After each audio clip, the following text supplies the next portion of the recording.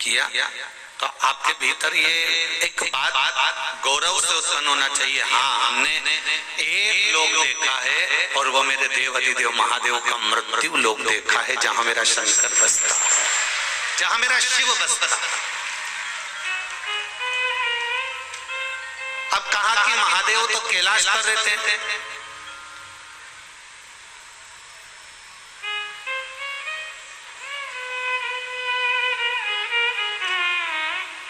सारे लोक की एक राजधानी होती है,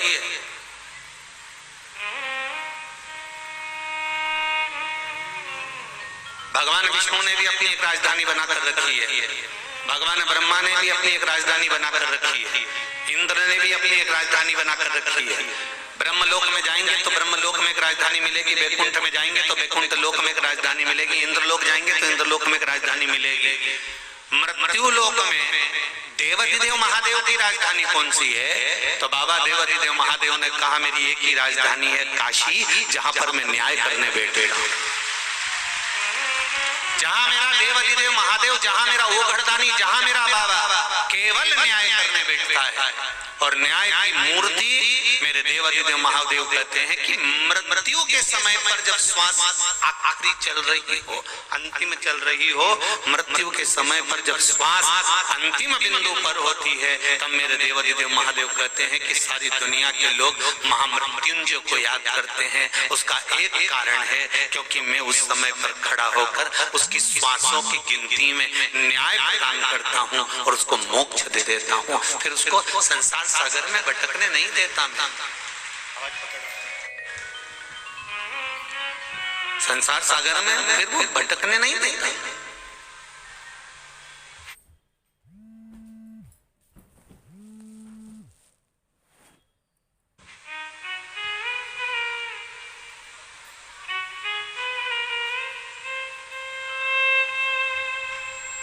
ये तो शिव बाबा की कृपा है, मेरे विश्वनाथ की दया है, उनकी उदारता है और उनकी करुणा है। और जब तक उनकी करुणा नहीं होती, जब तक उनकी उदारता नहीं होती, तब तक, जब तक उनकी दया नहीं होती, तब तक संसार का कोई सुख हमारे जीवन में प्राप्त नहीं हो सकता, कोई सुख हमारे जीवन में मिल ही नहीं सकता।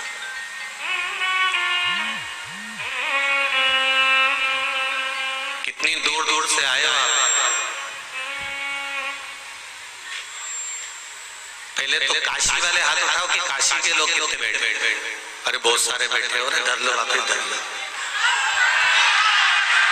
डर लो, डर लो।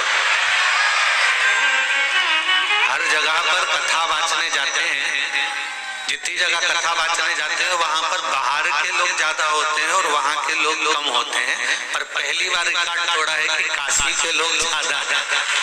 ये शिव कृपा है।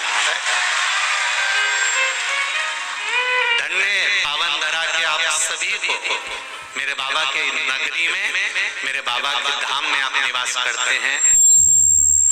मेरी ओर से, इस व्यासपीठ की ओर से आपको साष्टांग दंडवत करता हूं कि आप इस पावन धरा पर निवास करते हैं। इस पावन धरा पर आपका निवास है। ये पुण्यमय धरा, ये आनंदमय धरा जो भगवान शंकर के त्रिशूल की नोक पर रखी हुई काशी है और जिसकी आकृति धनुष की तरह है।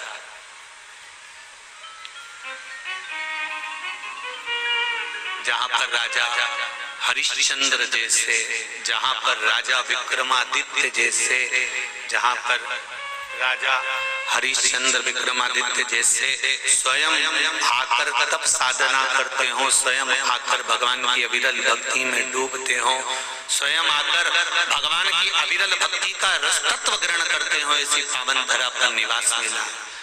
और बहुत बहुत साधुवाद आप सभी को, जितने लोग बाहर से आए हैं, जो काशी का निवास कर रहे हैं। शिव महापुराण की कथा कहती है, स्कंद पुराण कहती है, स्कंद पुराण का काशी खंड कहता है कि काशी की धरा पर बन सके तो 9 रात्रि, बन सके 7 रात्रि, बन सके तो 5 रात्रि, और बन सके अगर इतना भी नहीं हो सके तो कम से कम 1 रात्रि विश्राम कर शिव की आराधना करना चाहिए।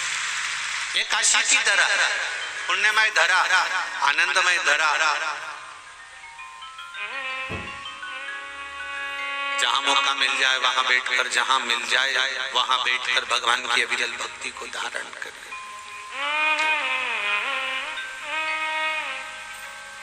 अविरल शिव कथा कहती है,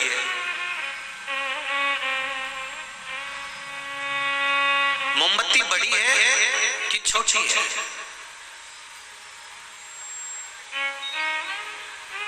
मोमबत्ती बड़ी है छोटी है उससे कोई फर्क नहीं पड़ता कि मोमबत्ती की हाइट क्या है, आकृति क्या है, वो कितनी बड़ी है कितनी छोटी है, कितनी बड़ी और कितनी छोटी है, उससे कोई मतलब नहीं।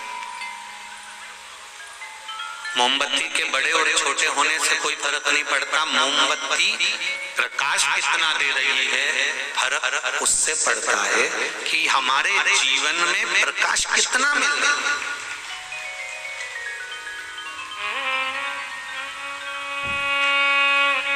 कोई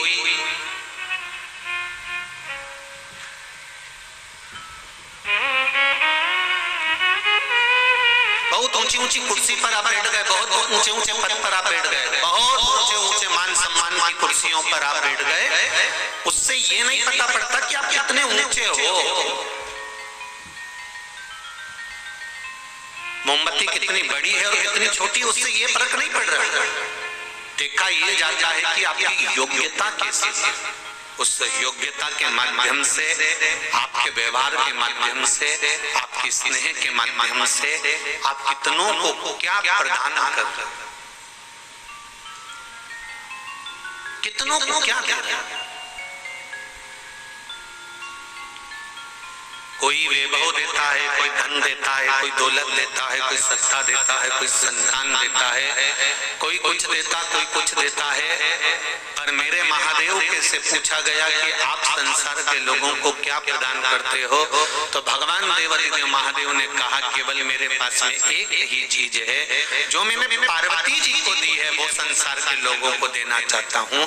भगवान शिव से पूछा कि आपने पार्वती जी को क्या दिया, तो शंकर भगवान ने कहा अमर गुफा में बैठकर मैंने पार्वती जी को अमर कथा सुनाई है। जो भगवान की कथा का रसतत्व ग्रहण कर लेता है, शिव कहते हैं फिर उसके जन्म संसार सागर में बार बार नहीं होता, फिर उसकी मुक्ति निश्चित हो जाती है।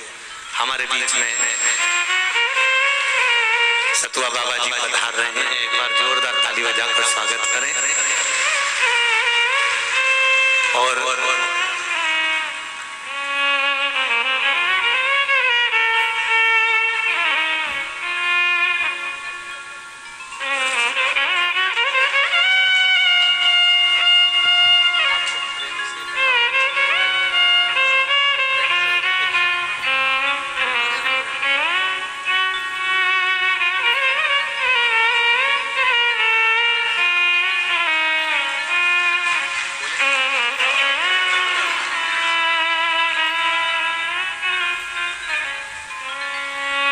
जोरदार ताली बजाकर स्वागत करें सतु बाबा जी का। इस कथा को एक बेटी करा रही थी, निधि बेटी। कहाँ बैठी है निधि बाबू? कहाँ है? अच्छा वो जरा एक बार जनता जनार्दन के साइड में मुख करके हाथ जोड़ लीजिए। ये बेटिया बहुत प्रयास कर रही थी, बहुत प्रयास कर रही थी कथा के लिए, और कुछ योग संजोग नहीं बन पाया, तो बीच में हमने भी मंसूर से कह दिया था, आप लोगों को मालूम होगा कि परमिशन नहीं मिल पा रही थी और व्यवस्था नहीं हो पा रही थी। पर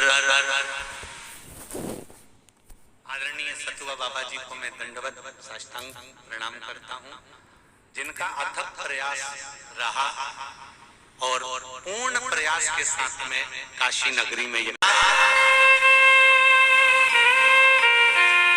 एक बात समझ में तो आती है कि संसार में जब मनुष्य जन्म लेता है, भले लोग कहते हैं इसके माता है, इसके पिता है, ये है वो है, पर संसार में जन्म लेने वाला मानव जितना संसार में चींटी हो, झिंगुर हो, जलचर हो, थलचर हो, वायुचर हो, जितने जीव हो, ये सब कहीं लगता नहीं कि ये इनके ऊपर ये अनाथ नहीं है।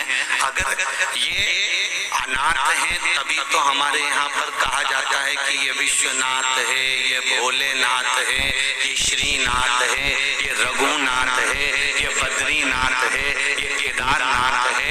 अर्थात इनके होने से हम सनातन।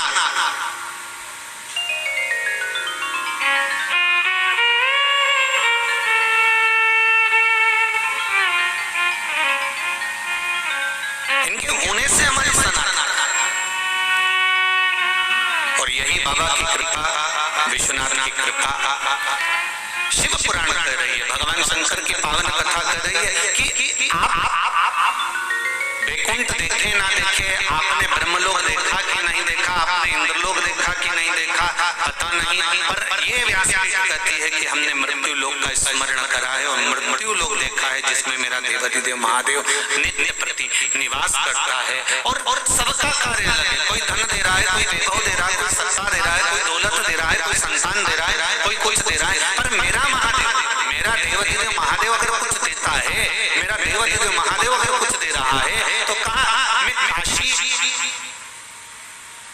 में बैठूं, चाहे मैं केदार में बैठूं, चाहे मैं अमरनाथ में बैठूं, मेरा देवाधिदेव महादेव कहते हैं मैं पार्वती जी को जो दिया वही संसार के लोगों को प्रदान करता हूं। पक्षपात मेरे देवाधिदेव महादेव के पास में नहीं है। पक्षपात मेरे भोलेनाथ जी के पास में नहीं है। मेरे शिव जी के पास में तो केवल भक्ति है और एक साधन, परमात्मा को पाने का एक मूल साधन। इसलिए आपको बार-बार हम लोग कहते रहते हैं सारी समस्या का हल, जरा जम के बोलिए, सारी समस्या का हल एक लोटा जल।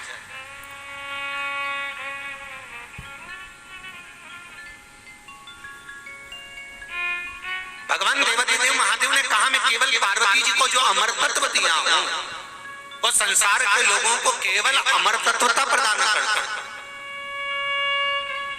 और अमरता किसको कहते हैं? मतलब आप मरे नहीं तो अमर हो गए क्या? अमरता किसको कहते हैं? शिव महापुराण की कथा कहती है केवल दर्पण में जाकर अपने मुखाग्रविंद को देख लेने से सुंदरता नहीं होती है।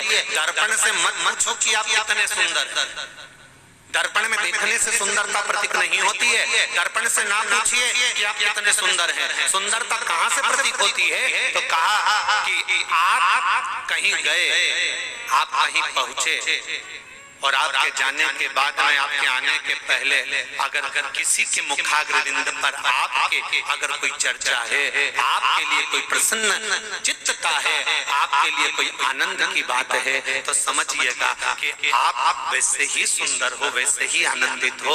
आपको दर्पण देखने की जरूरत नहीं पड़ती है। आपको दर्पण नहीं देखना। जिन गंगा मैया के तट पर हम कथा सुन रहे हैं, माता पार्वती जी की बहन है गंगा मैया। जितना माता पार्वती जी ने तप करा उससे दुगना गंगा मैया ने तप करा है। जितना पार्वती जी ने आराधना करा उससे दुगना आराधना माता गंगा ने करा है। जितनी साधना माता पार्वती जी ने करी उससे अधिक साधना गंगा मैया ने करी है। तप साधना जितनी ज्यादा कर सकती थी माता गंगा ने करी है। और जब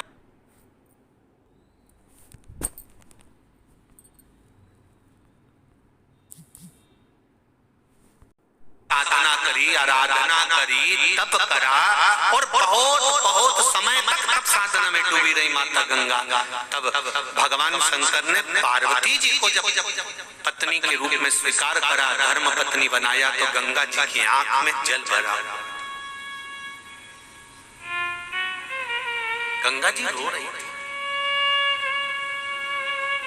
शिव जी ने पूछा गंगा तू क्यों रो रही है?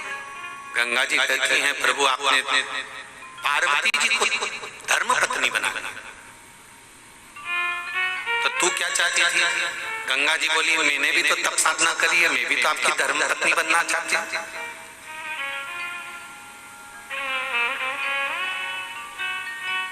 मैं भी तो आपकी धर्म पत्नी बनना चाहती हूँ। और आपने गंगा जी कर रही है कि आपने पार्वती जी को धर्म पत्नी बना लिया। भगवान कहते हैं अरे गंगा मैं तुझको धर्म पत्नी नहीं बना सकता। गंगा जी कहती है मेरी आराधना में, मेरे पाठ में, मेरी पूजन में कोई कमी रह गई, आप आए नहीं और सुबह हो गई, मेरी पूजा की थाली धरी की। कोई आराधना में कमी हुई है, कोई पूजन में कमी हुई है, कोई तप साधना में कमी हुई है?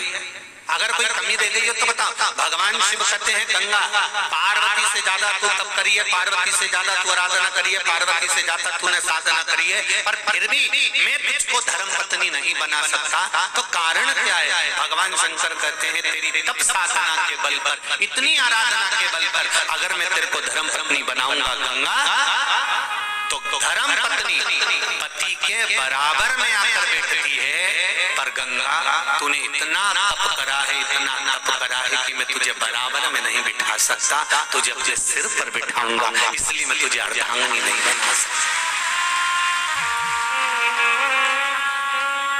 मैं तुझे अर्धांगिनी नहीं बना सकता, मैं तुझे धर्म पत्नी नहीं बना सकता।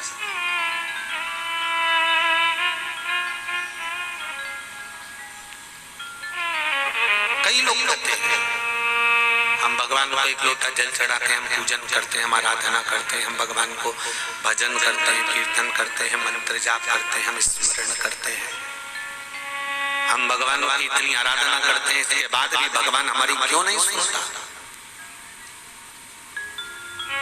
भगवान से तुम्हारा बैर नहीं है? सुन लो री काशी वाली जी, भगवान से तुम्हारा बैर नहीं है, पर अगर भगवान सुनने के बाद भी अनसुना कर रहा है तो जरूर विचार करिएगा कि तुम्हारे लिए कुछ अच्छा सोच कर रखा होगा।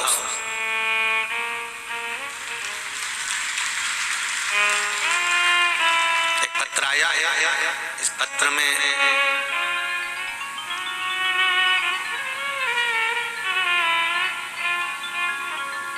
सुरभि अर्पित साहू जबलपुर से कहीं बैठे हो तो हाथ हिलाइएगा। सुरभि अर्पित साहू कहीं बैठे हो तो दोनों हाथ हिलाइएगा। आप ही हैं? दोनों हाथ हिला दो। श्री शिवाय नमस्ते। मैं अर्पित साहू जबलपुर से आई हूँ। मेरे पेट में गठान हो गई थी लगभग 6 cm की, उसका ऑपरेशन होना था। दूसरे दिन जब मैं घर आई, मैंने अर्पित को बोला मुझे ऑपरेशन नहीं कराना।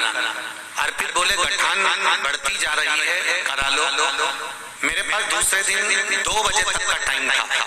मैंने YouTube में गठान ठीक करने का उपाय ढूंढने का प्रयास करा, तब आपकी कथा प्राप्त हुई। जब उसमें आया कि एक बेल को जलाकर पीपल के पत्ते पर रखकर बेलपत्री के पेड़ के नीचे पिपलेश्वर महादेव का नाम लेकर स्मरण करें और कुछ समय बाद उस जले हुए बेल की भस्म को लेकर शिव जी पर अर्पित करें। बाद में उसे वही मंदिर में रखकर थोड़ा सा सेवन करें। वह उपाय मैंने करना प्रारंभ करा। दोपहर दूसरे दिन 2 बजे मेरा हॉस्पिटल में ऑपरेशन होना था। पति मुझे हॉस्पिटल लेकर गए। डॉक्टर बोले ऑपरेशन थिएटर में ले जाने की तैयारी होने लगी। तब मैंने डॉक्टर साहब से कहा डॉक्टर साहब एक सोनोग्राफी और कर लीजिए। डॉक्टर साहब ने एक सोनोग्राफी और करी और एक सोनोग्राफी और कर उस रिपोर्ट को जब डॉक्टर साहब ने देखा तो डॉक्टर भी आश्चर्य में पड़ गए।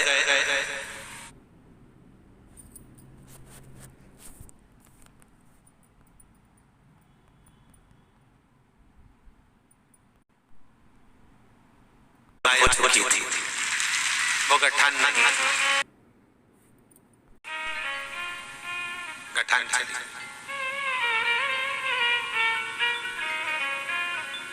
अब ठीक है बाबू। श्री शिवाय विश्वनाथ जी को धोखा आपने ऑपरेशन नहीं होने दिया। ये आप ही की करुणा और आप ही की कृपा है। आपका विश्वास, आपका भरोसा, आपकी दृढ़ता, आपका स्नेह जो आप बाबा देवादिदेव महादेव को दे रहे हैं, प्रदान कर रहे हैं। शिव कथा कह रहे हैं। एक देवराज नाम का ब्राह्मण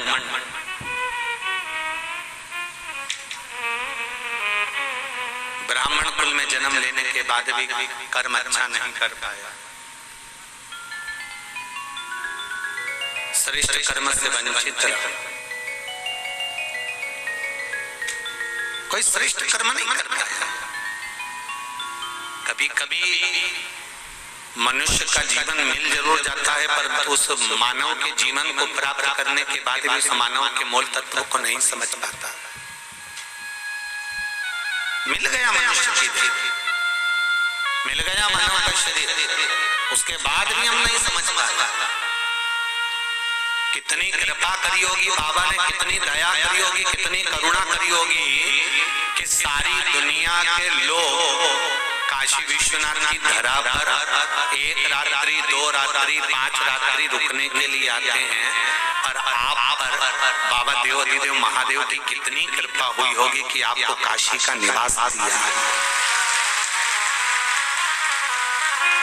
आप काशी का निवास कर रहे हो, आप गंगा जी के घाट पर रह रहे हो, आप मां गंगा के घाट पर निवास कर रहे हो, काशी का निवास कर रहे हो। जरा विचार करिएगा कि बाबा की कितनी कितनी करुणा, कितनी उदारता।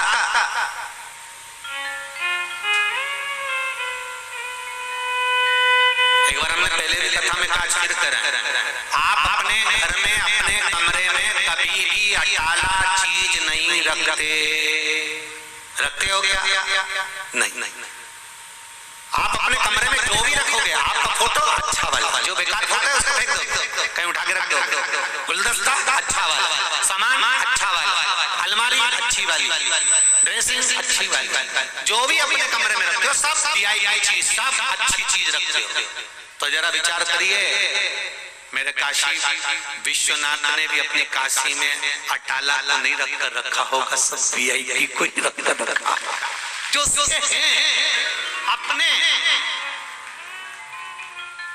यहाँ रहने वाला, एक रिक्शा चलाने वाला भी है, एक झाड़ू लगाने वाला भी है, एक हाथ गाड़ी चलाने वाला भी है, एक स्वीपर भी है। यहाँ रहने वाला चाहे एक ब्राह्मण हो, क्षत्रिय हो, वैश्य हो, शूद्र हो, जो भी है, यहाँ रहने वाला एक जरा सा रिक्शा चलाने वाला भी है, एक जरा सा पादुका जोड़ने वाला भी है।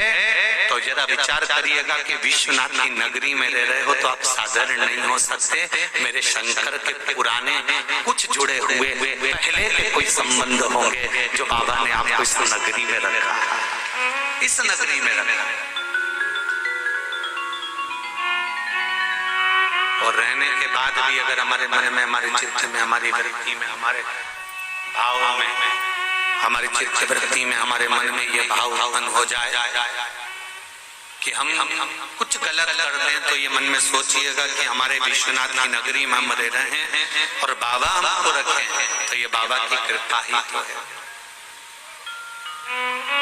बाबा की करुणा ही तो है।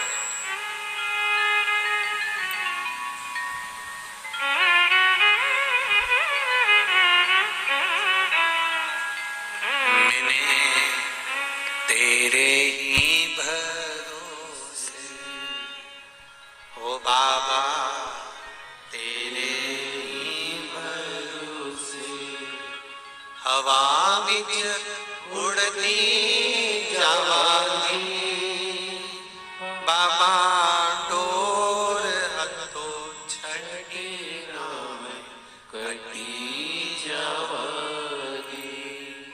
भोले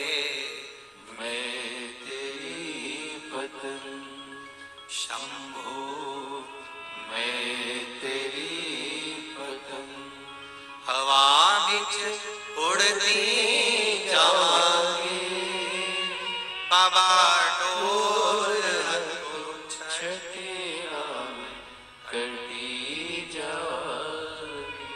शिव कथा कर रहे हैं, देवराज नाम का ब्राह्मण ब्राह्मण कुल में जन्म लेने के बाद, ब्राह्मण तत्व धारण करने के बाद, एक ब्राह्मण के परिवार में जन्म लेने के बाद भी श्रेष्ठ कर्म नहीं करता।